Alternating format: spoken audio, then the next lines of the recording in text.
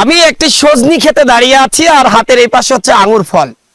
সজিনা যে চাষ করা যায় এটি হয়তো আমাদের দেশের মানুষ একসময় জানতোই না। বাগানে আনাচে কানাচে বা বাড়ির পাশে পতিত জমিতে এই গাছগুলো হতো। বছরের একটি নির্দিষ্ট সময় মানুষ তা কিন্তু আসলে খাবার হিসাবে গ্রহণ করত। কিন্তু এখন অনেক শিক্ষিত যুবক ইউটিউব দেখে বা কৃষি অফিসের পরামর্শ নিয়ে পরীক্ষামূলকভাবে অনেকে এখন সজিনা চাষ করছে। হরিণাকুণ্ডু উপজেলার রঘুনাথপুর গ্রামের রাসেল ভাই, তিনি কিন্তু তার যে পতিত জমি রয়েছিল বাড়ির পাশে পড়ে থাকা জমি, সেখানে তাক লাগিয়ে দিয়েছেন একেবারে। আমার কি দেখছেন, আমি একেবারে সজিনার মাঝে তলিয়ে গেছি। অর্থাৎ এই যে সামনে এ পাশে পিছনে এই গাছটির কথা যদি বলি, 1 মনেরও বেশি সজিনা আছে। তিনি বলছিলেন পাইকারি 100 টাকার বেশি বিক্রি করেন তিনি। আর আঙ্গুর ফলের কথা সেটি নাই হয় একটু পরেই বলি। আঙ্গুর ফলে যে দেখছেন যে থোকায় থোকায় ধরে আছে, অকল্পনীয়। কি বলবো, বাড়ির পাশে একটি পতিত জমিতে এভাবেও যে চাষাবাদ করা যায়, এভাবেও যে ফসল ফলানো যায়, একটু সদিচ্ছা থাকলে আর একটু চেষ্টা থাকলে, তা রাসেল ভাই দেখিয়ে দিয়েছেন। চলুন রাসেল ভাইয়ের সাথে একটু কথা বলি। ভাই এ পাশে একটু যদি আসেন। কেমন আছেন আপনি? আলহামদুলিল্লাহ ভালো আছি, আপনি কেমন আছেন? আমিও ভালো আছি। এই যে আপনার এই উদ্যোগটা, আঙ্গুর ফল এবং সজিনা গাছ কেন লাগালেন, কিভাবে উদ্যোগটা নিলেন? আসলে ছোট থেকে আমার আগ্রহটা খুব কৃষির উপরে বেশি, বুঝেছেন। এই কারণে আমার এক ভাইস্তে আছে, সে ভাইস্তে ট্রাকে থাকে, তার ইন্ডিয়ায় যাওয়া আসা আছে অনেক দিন ধরেই। তা সেখানে দেখে আমার বাড়ি আসার পর বলে যে চাচা এরকম আমি তো ইন্ডিয়ায় যাই আসি, তা এক বাগানে দেখি আমার খুব ভালো লেগেছে। তা তোমার কৃষির উপরে যেহেতু খুব টান, তা আমি একটা ব্যবস্থা করে দিবা না, কিছু আঙ্গুরের চারা আর কিছু সজিনা চারা এনে দেবো না, পরীক্ষামূলকভাবে দেখেন। তা পরীক্ষামূলকভাবে দেখে আমি এতটাই খুশি। তা আমার এই যে এই পাশে 40 শতক জমি আছে, তা আমি চিন্তা নিয়েছি যে সেই ভাইয়ের সাথে কন্ট্যাক্ট করে আবার ওই 40 শতক লাগানোর একটা এখানে চিন্তা নিচ্ছি। কয়টা সজিনা গাছ আছে? এখানে আমি পরীক্ষামূলক 10টা নিয়ে আসছিলাম। এই যে প্রতি গাছে কি পরিমাণ সজিনা থাকতে পারে বলে মনে করছেন? কিছু গাছে মন, কিছু গাছে মনের উপরে এমনই। কত টাকা কেজি বাজার দর এখন? আমি 100, 120, 30 এরকম অল টাইম দেখছিলাম যে এত পরিমাণে সজনে ধরেছে যে গাছ তারপরেও নিয়ে যাওয়ার পরে যে সাইজ দেখে অনেকে বলছে যে এরকম সাইজ থাকলে 100 নিচে কখনোই লাভবে না, বুঝছেন। 100 টাকা কেজি দর পাওয়া যাবে সব। আর এই যে আঙ্গুর ফলটা কেন লাগালেন, কিভাবে?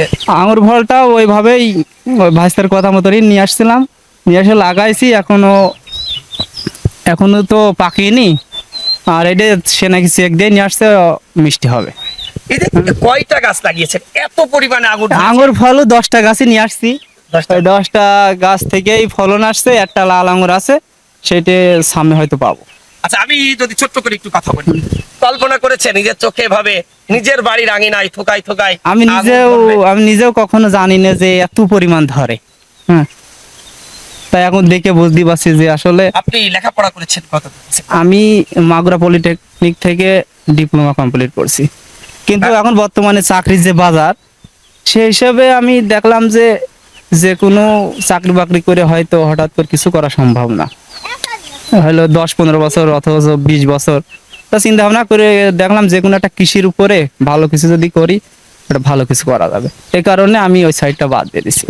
রাসেল ভাই কিন্তু মাগুরা সরকারি পলিটেকনিক থেকে একটি ডিপ্লোমা করেছেন, অর্থাৎ ডিপ্লোমা ইঞ্জিনিয়ার। চাকরির পিছনে না ছুটে বাড়ির পাশে পরীক্ষামূলকভাবে চাষাবাদ শুরু করেছিলেন। চাষাবাদে একটু পরিবর্তন আনতেই এই যে আঙ্গুর ফল দেখছেন থোকায় থোকায় ধরেছে। কল্পনা করেছেন, বা আমি কখনো ভাবিনি যে আমার বাড়ির পাশে একটি গ্রামে বা পাশের উপজেলার একটি গ্রামে এভাবে কত যে আঙ্গুর ধরেছে, অকল্পনীয়। আমি কি বলবো, যে কি পরিমাণে আঙ্গুর আমি কখনো আসলে গাছে ধরে আঙ্গুর এটা আবার দেখার সৌভাগ্য হয়নি। আর সজিনা গাছের কথা, একটি গাছ খুঁজলে সর্বোচ্চ 5 কেজি বা 10 কেজি সজিনা পাওয়া যায়। আর ছোট্ট একটি ডালের মতো চিকন একটি গাছে কিছু না হলেও 1.5 থেকে 2 মণ করে এই সজিনা আছে।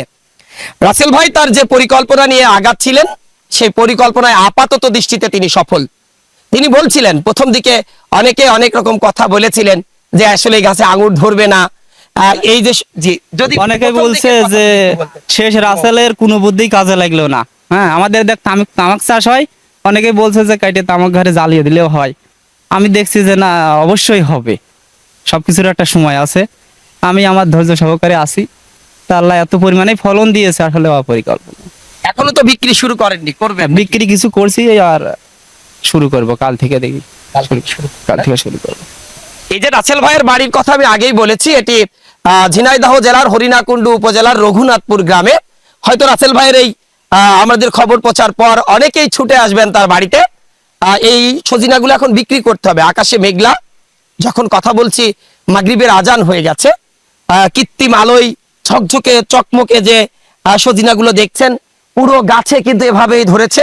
তবে অকল্পনীয়, আমি অবাক হয়ে যাচ্ছি যে এত বড় এক একটা সজিনার সাইজ 1 হাত 2 হাত পর্যন্ত কিন্তু আসলে লম্বা হয়েছে। আর এই যে সফল একজন, আর একটা হ্যাঁ, মজার বিষয় হচ্ছে, জি, জি। শুধু এটা এমন ধরেছে তাই না, বুঝেছেন? হ্যাঁ, এই যে এগুলো এক করতে মানে মরিচের মতো, একদিক থেকে ধরবে মোটা হবে, আরেক দিক থেকে এই যে ফুল, প্রতিটা নোটের ফুল, এই ফুল একের পর এক ধরবে, বুঝেছেন? এই দেখেন, মানে একদিকে মোটা আর একদিক থেকে ফুল, এইটা ধরবে, এখান থেকে বড় হবে, আবার এসে এখানে, বুঝেছেন, একের পর এক হবে। আচ্ছা, রাসেল ভাইকে অসংখ্য ধন্যবাদ আপনার মূল্যবান সময়টুকু আমাদেরকে দেওয়ার জন্য।